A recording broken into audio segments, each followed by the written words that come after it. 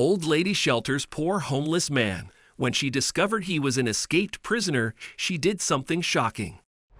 An old lady who lived alone was kind enough to allow a poor homeless man into her home without knowing he was a wanted prisoner who had escaped a few years ago.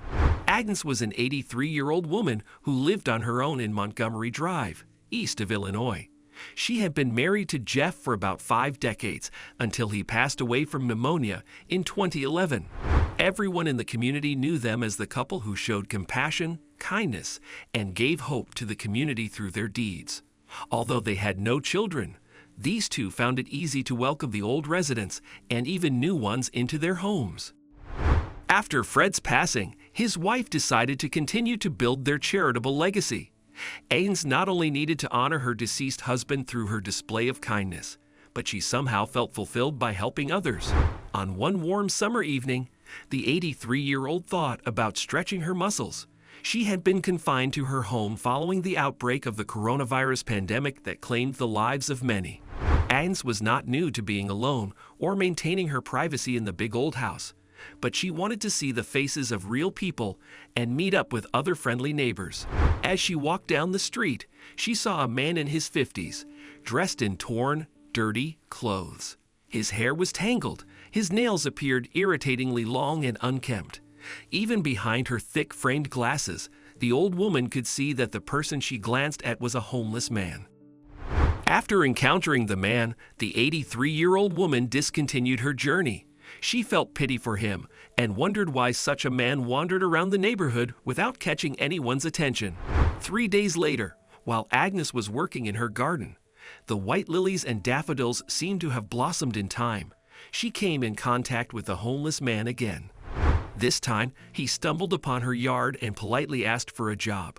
He said he was great at gardening, and although he did not look like his resume, David's sense of urgency gave him away to poor old Agnes, who pitied him instantly, especially after he said, "Please, old lady, I know you do not know me, but I am famished, and I have been unable to sleep for days." The woman gave it a quick second thought before agreeing to help, although she had desired to show kindness the moment he walked up to her home, but did not want to appear vulnerable. So she decided that the homeless/helpless man should fix the fence instead. Her garden work was nearly completed, and she loved to grow the plants herself. Immediately after the offer came, David gleamed. He was a bit surprised that an old white lady considered him, but he was also convinced that this woman would reward him with a nice meal, and that would fill him up for another day's wandering. However, Agnes had more than just work for him. The widow, who was impressed by his craftsmanship, offered him some comfort, including food, water, and shelter for a few hours. When the man realized how much of a good Samaritan she was, he opened up about a secret past that had remained hidden from the rest of the world. David confessed, "I am a fugitive." This was followed by a loud noise as the older lady dropped a glass of wine she held in shock. "I'm sorry. I didn't mean to scare you like that. I promise you're safe with me. I would never harm anyone," he reassured the woman. As he stooped to help clean up the mess, he continued, "I was imprisoned for an overwhelming number of years over a crime I knew nothing of. I was walking down the big store where I worked as a janitor one cold morning, when 2 young women, at least they looked like women, asked me to take a picture of them. I obliged, and shortly after, we started talking," he began. Agnes interrupted with a question. She said, "You found it convenient to talk to 2 young white women at the time?" "Of course. I am first a human before my race, so it did not matter. All I thought was that they were young ladies who needed my help. Sadly, that landed me in trouble. The girls were 2 of the most popular and naughty girls in school who felt that putting a man behind bars was a fun thing to do. They had placed a bet on it the previous day, and David fell right into their trap. As David talked to the girls with genuine intentions, one of them stood up and began to poke him. The other joined in the fun that soon escalated. In the end, the girls alerted the police, saying that a black man in his 30s wanted to molest them. It was impossible for him to run or leave the scene, impossible to object to the arrest, impossible to tell his side of the story. He was forced into the vehicle, carted to jail, and found guilty according to the court. David's story brought tears to Agnes's eyes. She found it unbelievable that anyone would think that this kind-looking man was capable of rape or causing harm to a fly. Filled with regret for the man, Agnes allowed him to live with her until he was able to get back on his feet. David found this gracious and decided to be her handyman. The next day, he'd rearranged the garage, fixed the leaking pipes, accessed the drainages, and painted the doorway. The changes in Agnes' house, with David's help, became noticeable to others and was admired by many.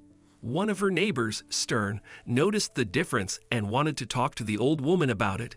He cared deeply and would have loved to congratulate her on how brand new her home appeared.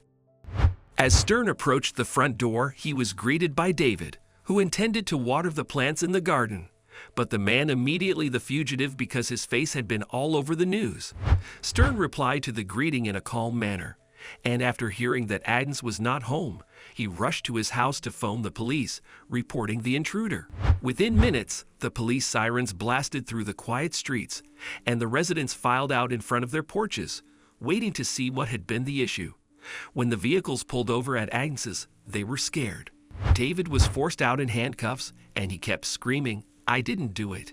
Agnes is out of town. I am not guilty." The words did not make any difference to either the police or the residents. They condemned David, and it did not matter what he was accused of. He was sentenced to 15 more years. However, following good conduct, he only served 7 years and was released, after which the ex-convict immediately made it to the home of his benefactor. Upon his arrival, David knocked for hours, but did not get any response. Finally, he looked at the doorway, discovered a file in a white envelope. In front of the document was a number which he called. On the receiving end, a lawyer picked up and informed him that Agnes had died 3 months ago. Before her passing, she willed the home to David, whom she referred to as the son she always dreamed of. What did we gain from this story? As humans, we should learn to show kindness and genuine compassion. Race should never affect our treatment of any human. Nobody is superior to another, not based on race, intelligence, or societal status.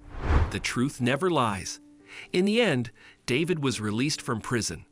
Although he served jail term unjustly, he was later seen for his true nature, a kind-hearted and harmless fellow who was finally released on the grounds of good conduct.